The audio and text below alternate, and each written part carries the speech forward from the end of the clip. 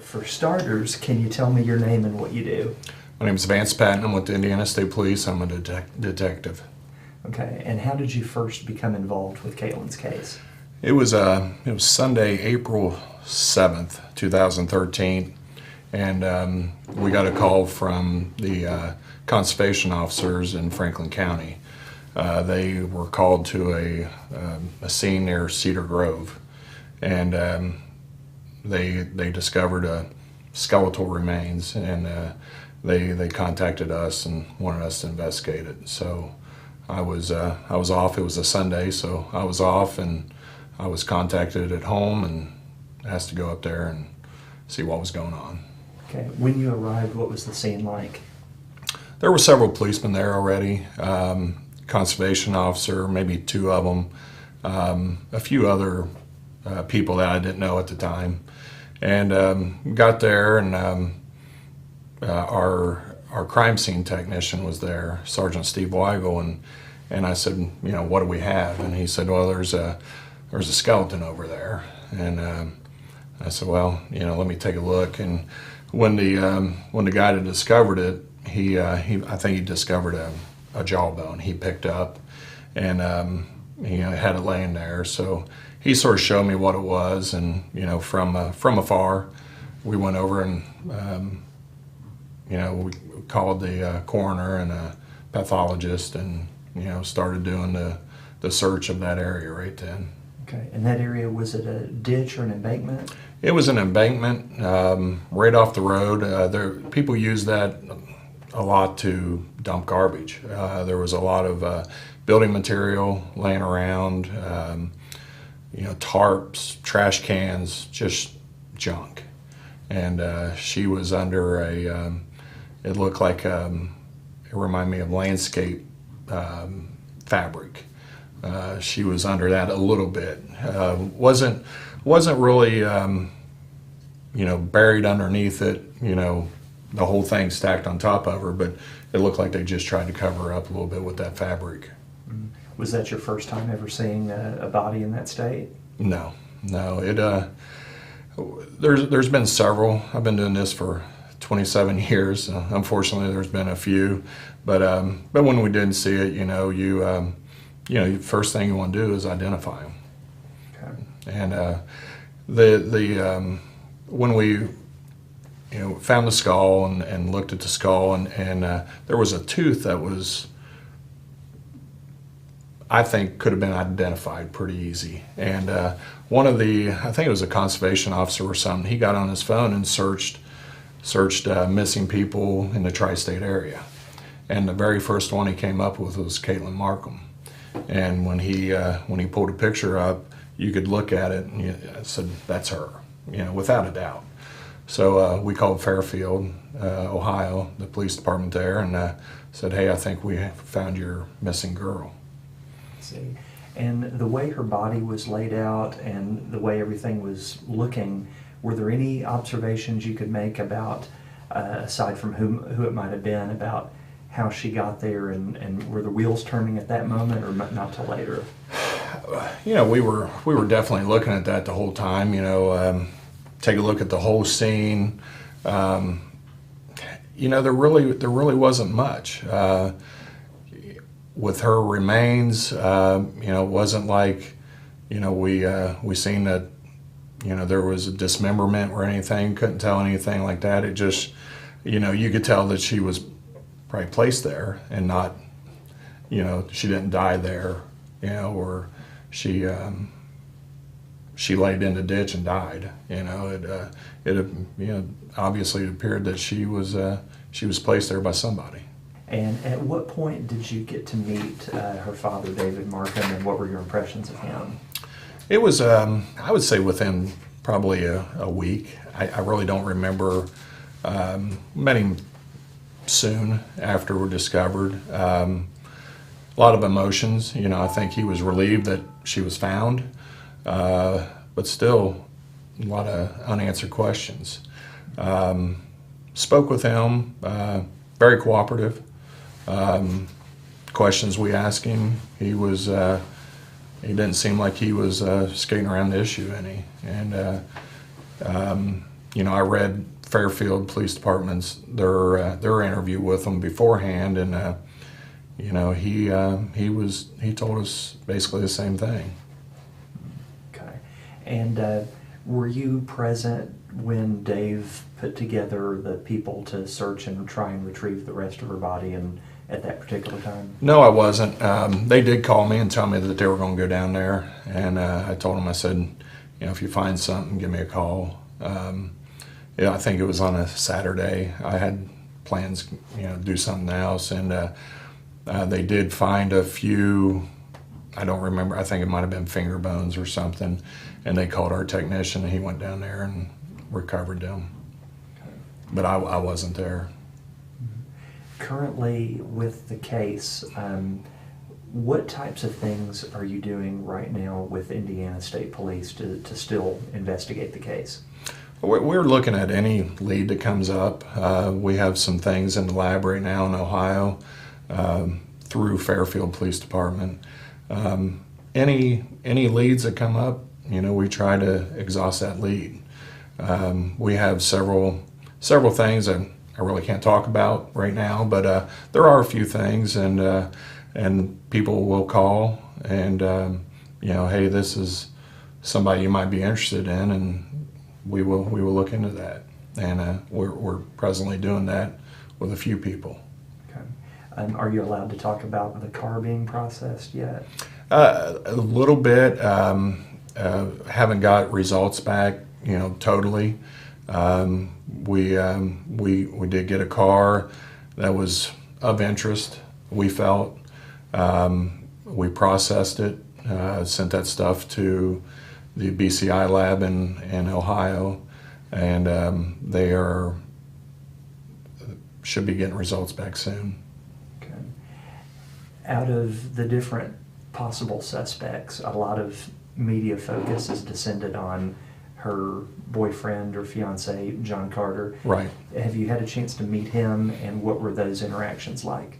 I met with John several times. Talked to him on the phone here in the last few months. He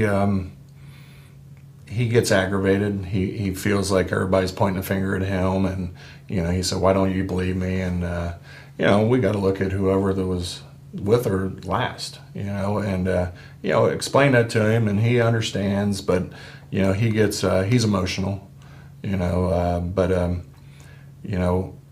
I think that we have to look at everybody as a suspect, and until we find that person that did this, everybody's going to be a suspect, that we come into into contact with.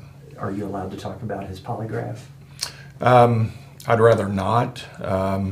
He did. He cooperated and took a polygraph. We actually took our operator up there. He took his equipment. We went to Fairfield and did the polygraph up there. The results I'd rather not talk about, but he did cooperate with us on that. And whenever we did call or have questions, he's answered them.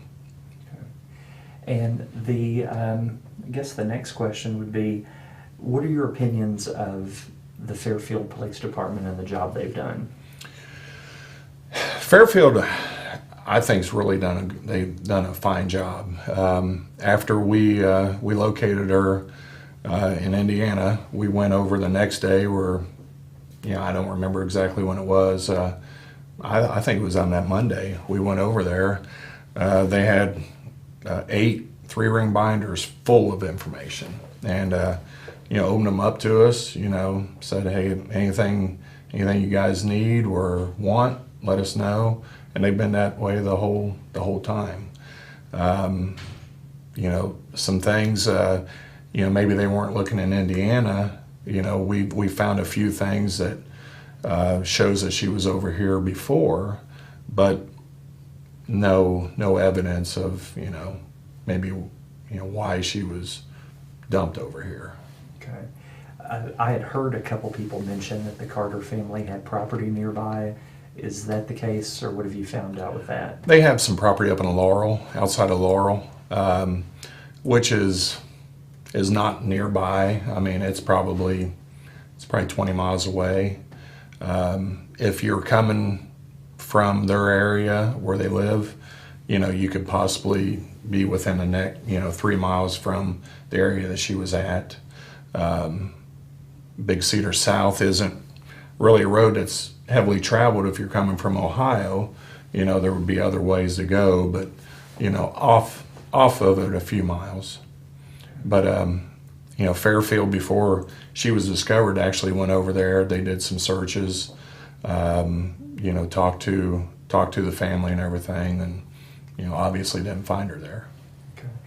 What sort of jurisdictional issues and challenges have you had to face, considering it's still not officially known if she was killed in Fairfield and brought here? You're having to deal with a lot of things there, aren't you? A little bit. The biggest problem, I would say, the hurdle we have to get over is if I get some information, I have to call, I'll call Fairfield Police Department if it's over there, and then they do it. It's not something convenient for me, to travel an hour or longer. It depends on where it is over there to go talk to somebody. As far as the jurisdictional problems, I really don't think there is any. We work close with them. If there was something that is over here, they come over here, we interview them. If there's something over there, I usually go over there and we interview them. We gave them all of our evidence, and if we find out something happened over here, we'll just transfer all that evidence over here. Really, it works well. The biggest hurdle is the distance. Okay. As a father yourself, with a daughter pretty similar to Katelyn's age had she lived, from a personal level, what kind of thoughts and feelings do you have about the case? Oh, yeah, I'd be upset. I'd want to know what happened. You never can rest, and and I think about that every time. When you get frustrated and there's nothing else to look at. That's quiet, and it's like it's not for Katelyn's family. So yeah, I think of my daughter's same way. If something happened to her, I'd really be upset. And if talk to Dave and he gets upset a little bit, I fully understand. Okay. Do you think the case will ever be solved? I think so.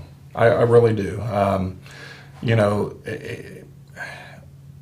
I've been with state police, just finished up 26 years, and we've had cases that have been 20 years, cold cases, and we get leads on them, and they get solved, and I'm hoping Katelyn's don't last that long, but I think it will be solved.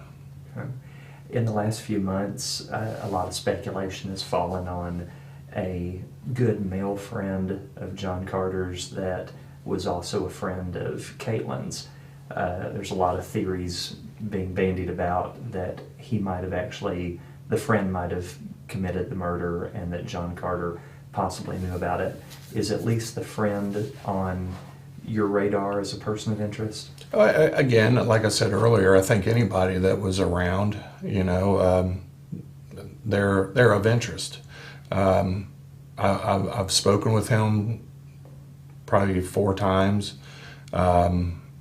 He's cooperative.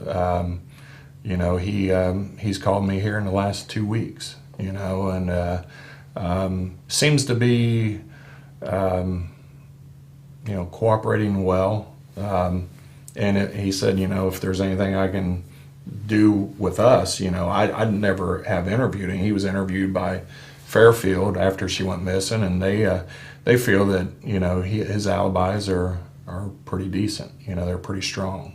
But I'd still like to, I've talked with Fairfield about just let's go back over and with a fine tooth comb, and even if you did interview, let's re-interview, and they're 100% in agreement with that. Okay. And the Cedar Grove area, just the town and the people, is it kind of a quiet community? Oh, it's real quiet. You got a church, a Catholic church there. You got a bar that everybody goes to. It has a little bowling alley in it. Good people. It's a better part of Franklin County, I feel. I'd live there any day. Just a great little community. Great. If an arrest is made in the case, depending on where, or where do you think it would be tried? Likely in the Fairfield area if they decide that's where the murder had occurred? Well, I mean, you're speculating a whole lot as far as, because there's been a lot of media attention around this, and, if it comes up and, somebody is arrested in it, as far as where they're tried, I don't know if it'd be Fairfield or, Butler County, but I have a feeling that she was probably murdered in Ohio and dropped over here. Just sort of my gut feeling. Okay. I just hope we find them. What do you think really happened with her? I don't know. I've asked myself that hundreds of times. Recently we've really been going into a lot of overdoses of heroin, and a lot of young kids dying, and the other kids, they call them ditching. They just throw the bodies in the ditch. They don't want to expose themselves to any other criminal charges or anything. But the way it sounds, there wasn't any of that hard drugs with Katelyn. You think, well, did she experiment? Something happened, went bad? I don't know. Through the forensics, we can pretty well tell that it, like I said before, she wasn't dismembered or anything. It wasn't anything that, that she was killed. Somebody cut her head off. It was, I think this was something, a passion thing. All speculation. I don't know. Did you actually see kind of a Kroger bag or something wrapped around the skull? There was a bag, and it reminded me of a Kroger bag. Yeah, there was, and that makes us think. Well, did somebody not want to? If they were transporting her over here, did they not want to see her face? There's other things that you think about. If sometimes we get a foaming of the mouth, or blood, they not want that in their car, but yeah, there was, and that's, I think that's significant. When we find this person, I think that will be something that will be questioned. Okay, great. And my last question, is there anything that I haven't asked you about that you'd like to comment on? Oh, that's open-ended, isn't it? Yeah. No, I think you hit on most points. We're still actively looking into things. It surprised me. Probably the biggest thing that surprised me is that there's a lot of money up for reward, and still not much in the community. I think if somebody would have known something, I don't think there's just this witness out there that saw something and isn't coming forward with that type of reward. But that's what makes me think that it's one or two individuals that are able to keep quiet, and somebody will talk soon. I really do hope.